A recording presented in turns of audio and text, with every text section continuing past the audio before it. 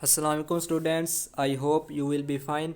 तो previous lecture में हमने इफ़ स्टेटमेंट को डिस्कस किया था। तो आज के लेक्चर में हम एक नए टॉपिक को डिस्कस करेंगे। वो हमारे पास है इफ़ एल्स स्टेटमेंट। तो इफ़ एल्स स्टेटमेंट को यूज़ करने से पहले हम क्या करेंगे, एक इफ़ स्टेटमेंट की एग्जांपल को सॉल्व करेंगे और उसके बाद ही हम इफ़ एल्स स्टेटमेंट को डिस्कस करेंगे। तो इफ़ स्टेटमेंट के हमारे पास क्या होता था कि हम इनपुट में कुछ भी नंबर लिखते थे और उसके साथ कोई भी कंडीशन लगा देते थे और कंडीशन के साथ कोई भी टेक्स्ट लिख देते थे।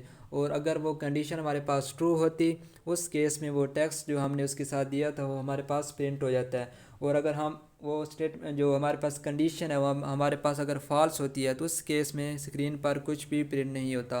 तो हमने टाइप करना है ग्रेड्स, हमने एक प्रोग्राम लिखना है जिसमें प्रोग्राम हमसे इनपुट में ग्रेड्स मांगे और उसके बाद हम क्या करेंगे, प्रोग्राम को रन करवाएंगे। तो अगर उसके बाद हम एक कंडीशन लगाएंगे कि अगर ग्रेड जो है वो ग्रेटर दैन इक्वल टू 50 हो तो उस केस में हमारे पास क्या प्रिंट होना चाहिए, पास। तो स्टार्ट करते हैं प्रोग्राम को। तो हमने यहाँ पे टाइप करना है इंटीजर और यहाँ से ग्रेड्स, उसके बाद यहाँ से सेमी कॉलन और एंटर और यहाँ से प्रिंट एफ। तो यहाँ पे आपने वो टाइप करना है जो प्रोग्राम आपसे इनपुट में मांगे। तो हमने यहाँ पे टाइप करना है enter the grades, enter the grades, और उसके बाद यहाँ से एंटर और यहाँ से scan F command, scan F.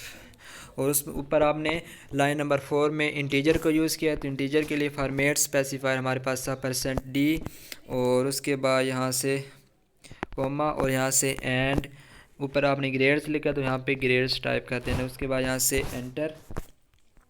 उसके बाद आप यहाँ से एक कंडीशन लगानी है। कौन सी कंडीशन, कि जो ग्रेड्स हैं अगर वो 50 या 50 से ज़्यादा हों उस वक्त प्रोग्राम क्या करेगा, हमें पास, हमारे पास प्रिंट करवाएगा।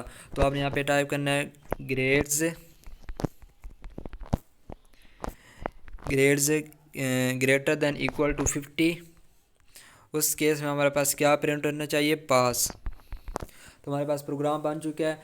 तो हम इसको रन करवाएंगे और ग्रेड्स की कुछ भी वैल्यूज़ देंगे। अगर वो वैल्यूज़ जो है 50 या 50 से ज़्यादा होगी तो उस केस में हमारे पास पास प्रिंट होगा। और अगर 50 या 50 से कम होगी तो उस केस में हमारे पास कुछ भी प्रिंट नहीं होगा। तो आपने क्या करना है, प्रोग्राम को रन करवाना है।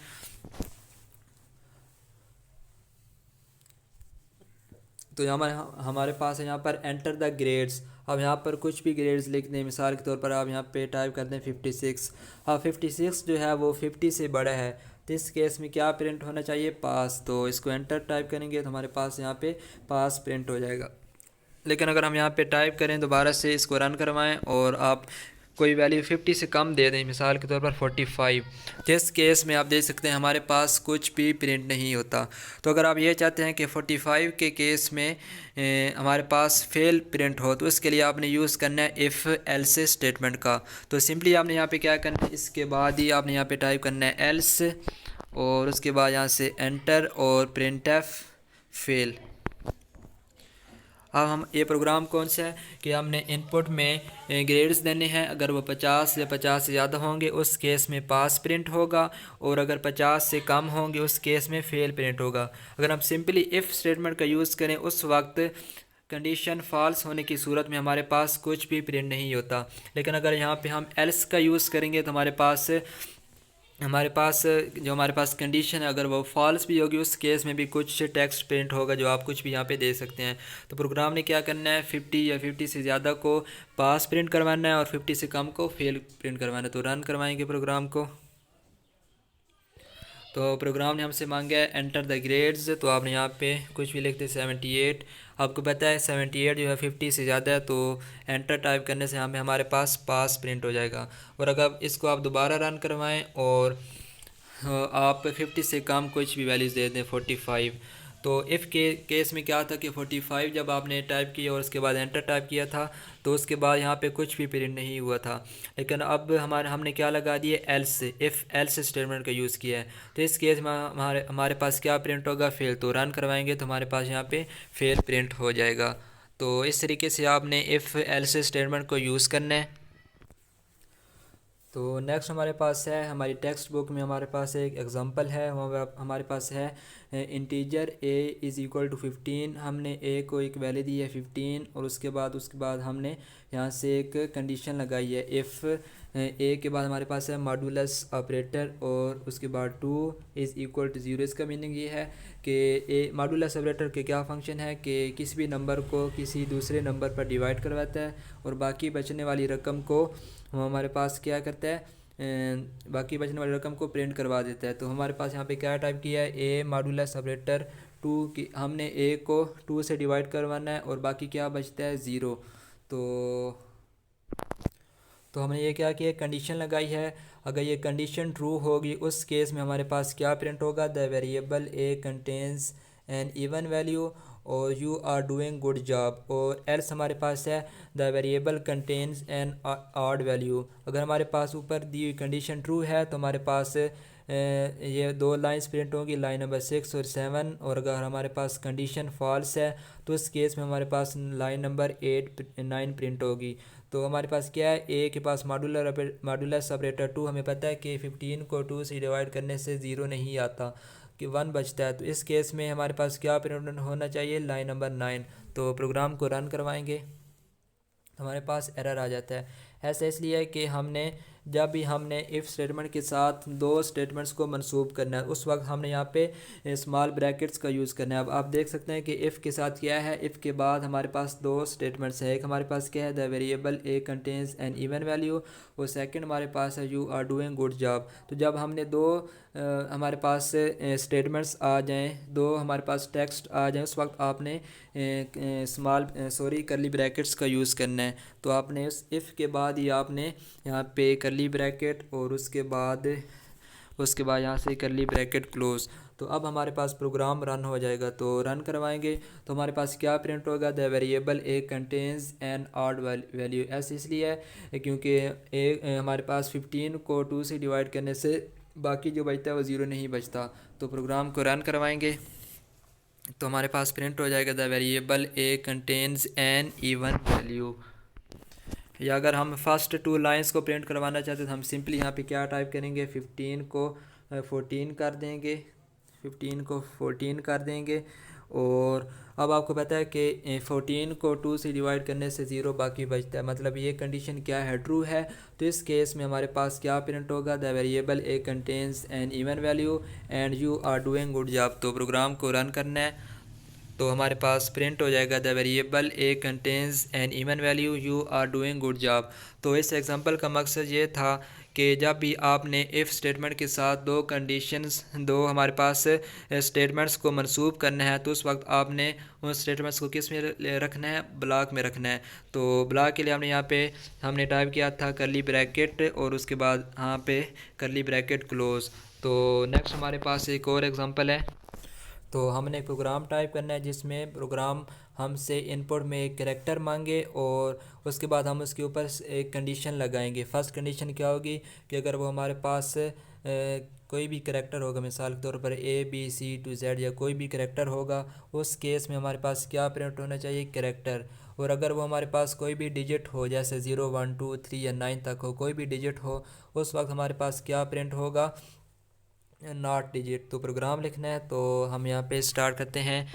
तो हम जब भी आपने कैरेक्टर को इनपुट में लेना है तो आपने यहाँ पे टाइप करना है CHAR 4 और उसके बाद यहाँ पे इनपुट और उसके बाद यहाँ से सेमी कॉलन और उसके बाद प्रिंट एफ। तो प्रोग्राम इनपुट में आपसे क्या मांगे, कोई भी कैरेक्टर मांगे तो आपने यहाँ पे टाइप करना है एंटर कैरेक्टर और उसके बाद आपने यहाँ से एंटर। और क्योंकि ये हमारे पास क्या है, वेरिएबल्स है, तो उसके लिए हमने यहाँ पे scanf कमांड को यूज़ करना है। तो कैरेक्टर के लिए हमने यहाँ पे फॉर्मेट स्पेसिफायर %C का यूज़ करना है। तो यहाँ पे %C और उसके बाद यहाँ से कोमा और एंड। ऊपर आपने लाइन नंबर 4 में इनपुट 4 के साथ इनपुट लिखा है तो आपने यहाँ पे टाइप करना है इनपुट और उसके बाद यहाँ से एंटर। और अब आपने एक कंडीशन लगानी है इफ़ के अंदर कि अगर हमारे पास हो कि अगर हमने यहाँ पे कोई नंबर टाइप किया है तो हमने यहाँ पे क्या टाइप करना है, कंडीशन लगानी है कि अगर हमारे पास इनपुट जो है वो हमारे पास क्या है, ग्रेटर देन और इक्वल टू ज़ीरो। और उसके बाद हमने यहाँ से एंड ऑपरेटर का यूज़ करना है। और दूसरी कंडीशन क्या है कि इनपुट और हमारे पास क्या हो, ग्रेटर देन और यहाँ पर क्या हो, स्मॉलर देन और इक्वल टू ज़ीरो। और उसके बाद एंटर। और उस केस में हमारे पास क्या प्रिंट होना चाहिए, डिजिट। तो हम यहाँ पे टाइप करना है डिजिट, क्योंकि हमारे पास क्या है, डिजिट। और उसके बाद यहाँ से एंटर। तो उसके बाद हमने यहाँ पे टाइप करना है एल्स। और उसके बाद यहाँ से प्रिंट एफ। और यहाँ से सॉरी यहाँ पे आपने डिजिट और यहाँ पे आपने टाइप करना है नॉट डिजिट।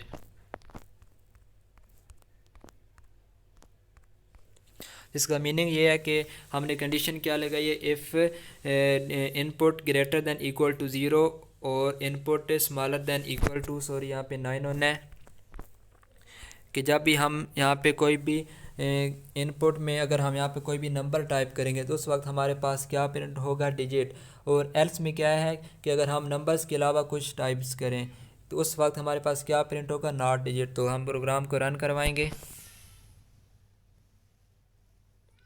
तो प्रोग्राम हमसे मांग रहा है एंटर अ डिजिट कैरेक्टर। तो अगर आपने कंडीशन क्या लगाई थी कि अगर हम यहाँ पर कोई नंबर टाइप करेंगे उस वक्त हमारे पास क्या प्रिंट होगा, डिजिट। सॉरी यहाँ से मिस्टेक हो चुकी है। तो मिस्टेक ये हमारे पास थी कि हमने यहाँ से ज़ीरो को हमने यहाँ पे इन्वर्टेड कॉमास में लिखना है और इसी तरह 9 को भी इसी में इन्वर्टेड कॉमास में। तो उसके बाद आपने यहाँ से प्रोग्राम को रन करवाना है।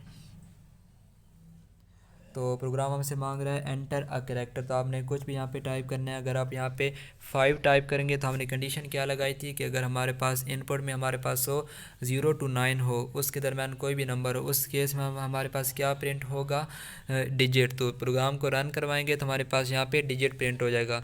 लेकिन अगर हम डिजिट्स के अलावा कुछ और टाइप कर दें, मिसाल के तौर पर यहाँ पे हम जी टाइप कर दें, तो इस केस हमारे पास क्या प्रिंट होगा, नॉट डिजिट।